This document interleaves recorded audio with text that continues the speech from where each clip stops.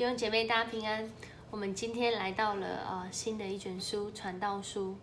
传道书呢，在原来希伯来文里面的意思是讲道者的意思，就是透过一位讲道者，将他寻求真理、寻求世上事物的状态所写下来，跟大家分享的一卷书。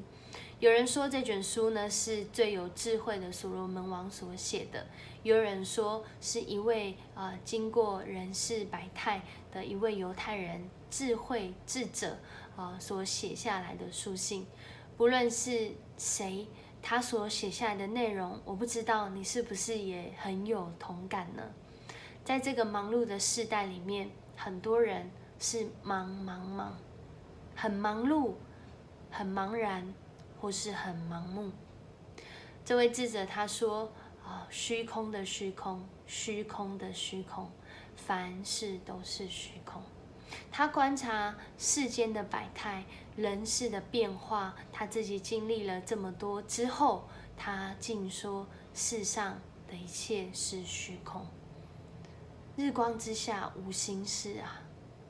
我们所经历的不过都是劳苦重担，而在这些劳苦重担当中呢，有智慧的人或许更是那个更多忧愁的人。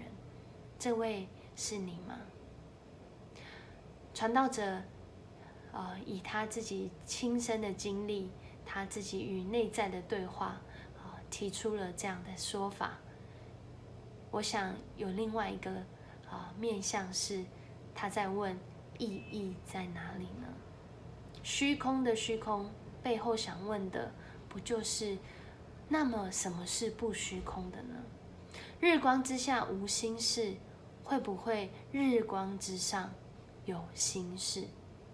透过今天这段经文，上帝邀请我们一起来寻求日光之下无新事，可是我们却有一位掌管日光之下，甚至创造日光之下的神，他要带领我们开始寻求人生所经历的事情，不只是忙，而是我们能够在主的里面知道我们为什么忙，我们如何忙，我们忙什么。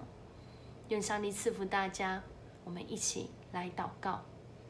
爱我们的主，我们向你献上感谢，谢谢你透过你的话语来与我们生命对话。我们有时候就好像是活在那样忙碌的当中，使我们好像喘不过气来，或是我们活在茫然的当中，我们并不知道我们自己现在这样做是否正确，我们这样做是否有未来，我们这样做意义在哪里？主啊，我们更是要求你帮助我们，因为我们很多时候是盲目的，我们以为我们所做的是有益的，主啊，在你的里面可能却是毫无益处。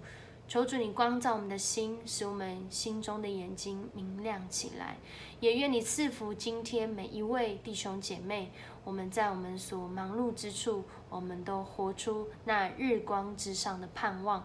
主，谢谢你与我们同在，这样祷告奉主耶稣的名，阿们。我们一起来倚靠让我们生命不虚空的主，愿上帝赐福大家。